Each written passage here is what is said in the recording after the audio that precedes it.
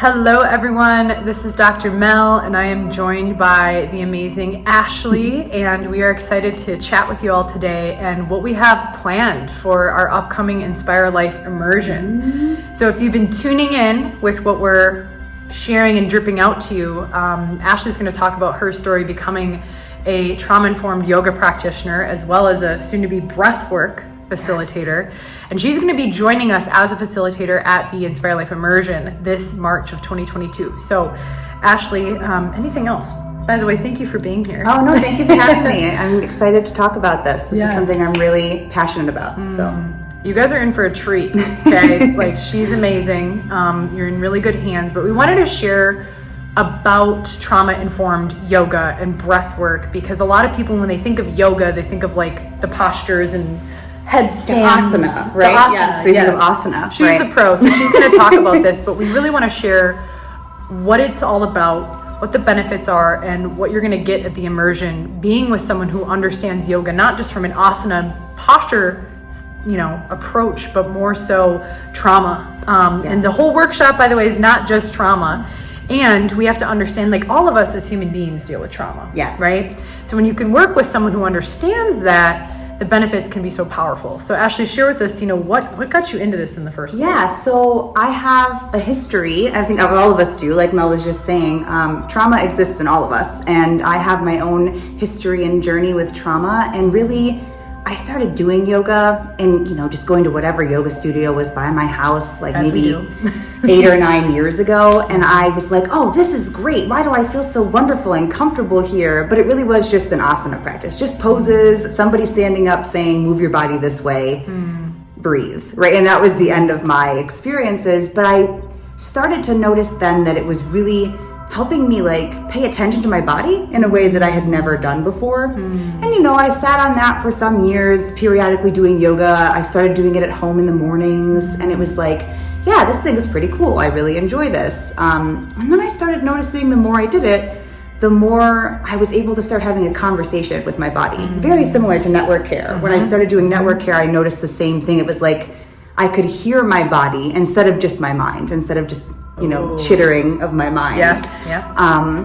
And so it really helped me release sort of some of the trauma that I had been holding in my body, right? Because I think you are too, but I'm a big believer that we hold stuff in our bodies, even if our minds have long since healed and moved past, and our bodies are like, hey, what about me? I matter too. And so yoga really just made me realize, oh, my body has stuff to say, and maybe I should start listening. So when I started looking at yoga, I realized that yoga could be more, and is just more than doing whatever someone's prescribed yoga practice is. So when I looked at more what yoga could do for me, I stumbled across either trauma-informed yoga or trauma-sensitive yoga. If you hear it, either one is exchangeable. That's helpful. In that way. They all boil down to the same thing. It's still yoga. Right. You're still going to do the yoga poses that if you're familiar with yoga at all. Yeah. But you're going to Warrior do it. 2. Yes, exactly. Exactly. Cobra. No, so it really is just that, but with a much more, I don't want to say mindful approach, because all of yoga should be mindful. Right. But it's going to be, there's going to be a lot more choices in trauma-informed yoga, because we think if a person suffers with the big T traumas, as opposed to I sat in traffic today and I got really upset, a little T trauma. What would you, just to pause, because there's a lot of content here, what would be an example of a big T? Oh, sure. So big T traumas, you're going to be looking at things like sexual assault, or a death of a close family member, a grievous injury. So something that you would not, like I sprained my ankle and I would, that would maybe be a littler T trauma for most people. Yeah. But something like a near fatal car accident, for example, could very easily be a big T trauma. But also it's important to understand that some people, for their little T traumas, to me, might be big T traumas to them. Absolutely. And you can never know that from only that person's experience, and their nervous system can understand that. So if you're hearing this well, I had sprained my ankle and that was a big deal to me, that's totally valid, and that's totally true. But speaking generally, those big T traumas are kind of those really pivotal moments where something, what we would consider that larger trauma, Right, the like the sexual culture, assault. like, oh, sexual assault, that's trauma, which Right. sometimes it is and sometimes it's not. So, Exactly. Yeah, thank you for Same describing thing. that. I also forget to external things like hurricanes, tornadoes. Those are also really considered big T traumas, right? So when you have those big T traumas and you're looking at ways to get into your body, you realize that, like you just can't always tap in, and there's stuff in the way, and you can't have that conversation. And so just kind of circling back to realizing that starting to have a conversation with your body allows you to realize that those traumas that you might be holding on to are really better served to feel into them and to sort of learn how to work with them, instead of just saying, well, I'm a survivor of this and I'll always be this way and this is my trauma now. And yoga really helped me learn that. It teaches you to sit in that discomfort, which, back to the main point, was that we don't, looking at yoga-informed, trauma-informed yoga. I'll get there. Yoga-informed yoga. Yes, that's right. We got you. Trauma-informed yoga. Those choices are really important if you've experienced any kind of trauma, because you want that autonomy, right? You want to feel like, I'm doing this, I'm helping myself, I'm healing myself, because ultimately that's the only way to heal, right? You're going to heal from within anyways, but if you're not able to hear yourself, it's going to be a lot harder for you to figure out how to heal yourself. Absolutely. And yoga just opens that door and says, hey, I'm here, I have these things to say, and you're strong enough and capable enough to work with them in a way that's restorative to you in the moment. And it really just makes you feel okay in your body. So a couple of the differences, again, you're going to get a lot more choices. I'm never going to touch your body in trauma-informed yoga. So like a lot of the hands-on adjustments you may see in other classes, that's never going to happen. I'm curious for myself, because I don't think I've ever actually done a trauma-informed yoga class. I think I've just done, the traditional asana. Sure. What would be an example of like a choice point? Oh, sure. So I'm always going to offer you multiple kinds of the same pose, for example, or I'm going to give you an easy out. I'm going to say, like, if this sensation is too intense or you don't feel comfortable, you're gonna child's pose, lay flat on your mat. You're going to really just, those choices allow you to say, what's my body saying right now? And then honor that, as opposed to a regular class where that pressure is there to be like, everyone else is doing a perfect warrior right now. I know, with one arm, and exactly. I don't feel like I can do that. And that's just the message that's being constantly repeated is choice, choice, choice, choice, choice. So if you struggle in what someone else may be just like their show off pose, right? Like, I can do this perfectly. You're in a trauma sensitive yoga class, you're really going to have that, oh, it's cool, other people are doing this, the instructor's doing something different, that sort of vibe. So you really are going to get that choice, but you're also going to have the choice to how long do you want to stay in a pose, right? Because there's normally in a regular class, there's not a lot of permission to change a position, right? Yes. So it's like, or you're in the flow and you have to almost keep up with the instructor flow. Exactly, that pressure to stay with, and it really just comes back to promoting, like, this is not a workout to get rock hard abs, although yoga is great for that, and you can work, it can kick your butt, right?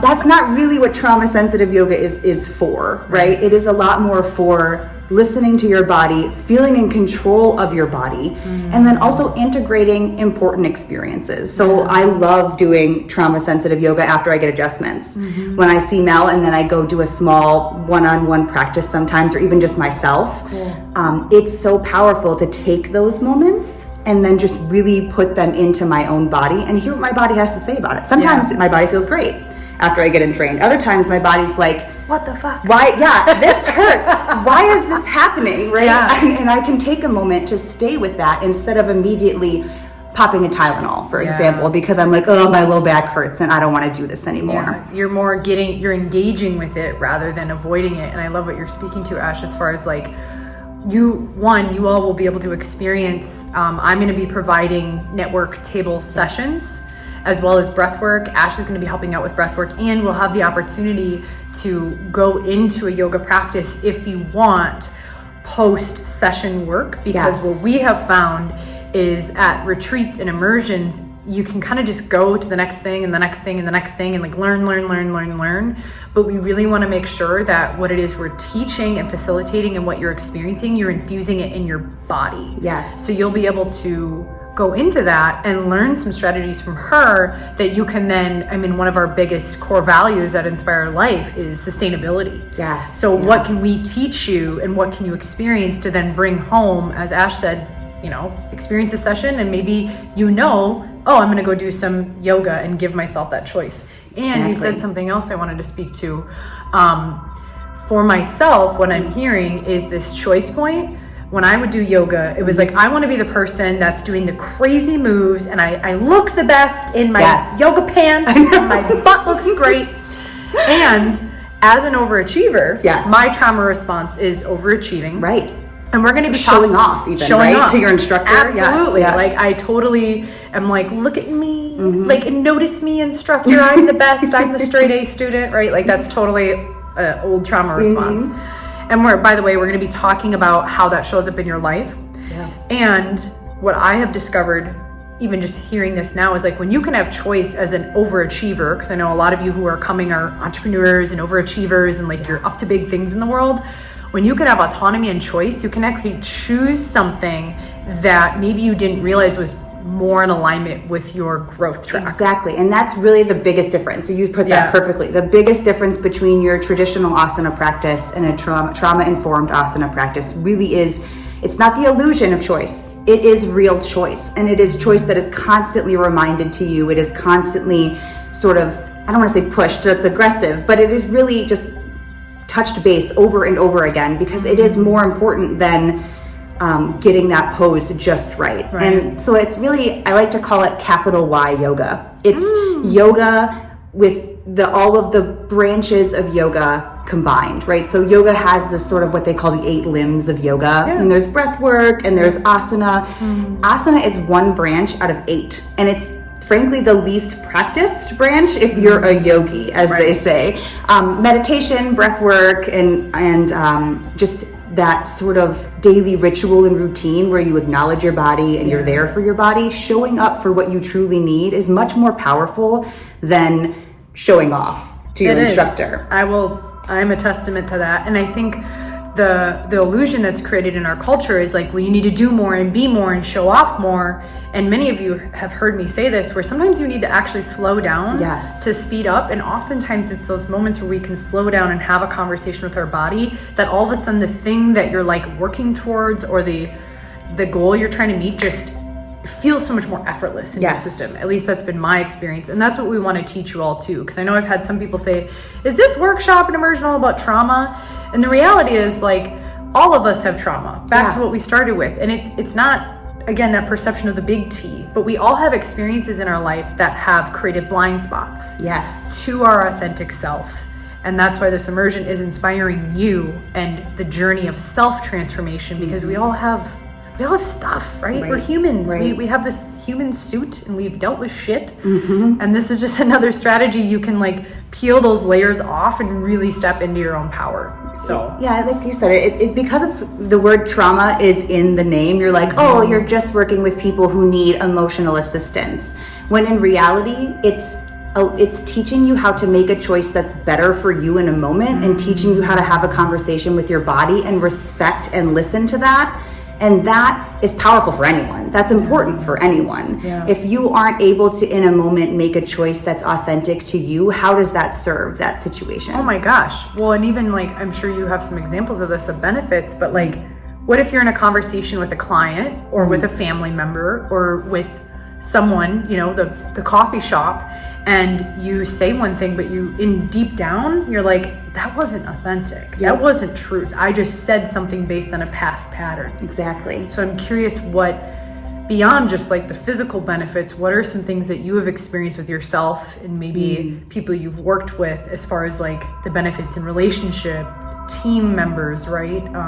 In the culture, like what have you noticed? Yeah, absolutely. So I am am wildly more authentic than I used to be when I started this. So I am unabashedly honest. I'm more comfortable too, like in my own body. So as opposed to just being like, oh, I have to look a certain way or I must feel a certain way. That's a huge thing. It's a huge win, I think, for tons of women, but really lots of people in general. Yes. But I think even more importantly, boundary setting. Because you recognize your body, like because you have that conversation with your body, you suddenly are at the coffee shop and someone's like, I made your coffee with milk. I know you said soy milk, but it'll be fine, right? And before you were like, oh, that's totally fine. And you can't even drink milk. You've now like thrown it away. You've paid $6 and you can't even have the coffee. That's such a good example. Right? Like, and people do that. I used to live that way. No, it's totally fine. It's okay. But instead, you know, you feel that in your body and you recognize, oh wait, that's not okay. I know I'm really sorry, but I'm going to need you to remake that coffee. I can't have milk. And you like it comes natural. Yeah. You didn't spend 20 minutes like walking out of the parking lot going, why did I do that? And so you save so much time on your interactions and you feel confident in your interactions in that way, because the benefit of the physical body being able to hear yourself is it relays in all relationships, in all conversations that you do, because if you can hear yourself truly, then you're going to act in a way that feels comfortable to you. Yeah. And that's what everybody's after, right? Everybody's looking for, how do I actually be myself? And how do I actually show up in a way that is comfortable and I'm here for myself, but I'm still respectful. Yes.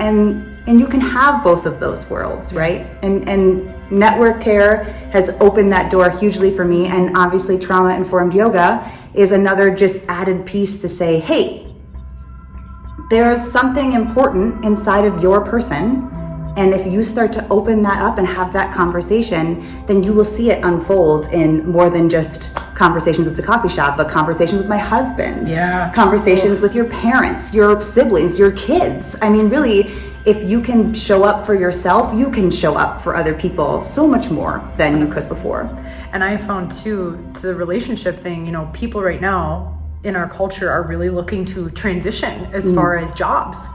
And so when you can be embodied and know who you are, know your boundaries, know your self-worth, know your confidence, you can show up to those conversations differently too. I've had a ton of conversations with people who are looking for something bigger in a company, in a vision, starting their own thing. I mean, seeing you do it yourself, you know, you're such a walking testament, Ash, to like doing the work in life, right? And that's what we want for all of you. And we're here to teach you. We are here to really like usher you home to your own greatness. Yes. Because as Ash was saying, there's so much that we might desire in relationships, not just intimate, but all relationships. And it starts with you. And the more you can cultivate that relationship with self and work through those kinks, the more you just automatically and naturally start to see it show up around you. So that's what we're really here to create. So anything else you want to share?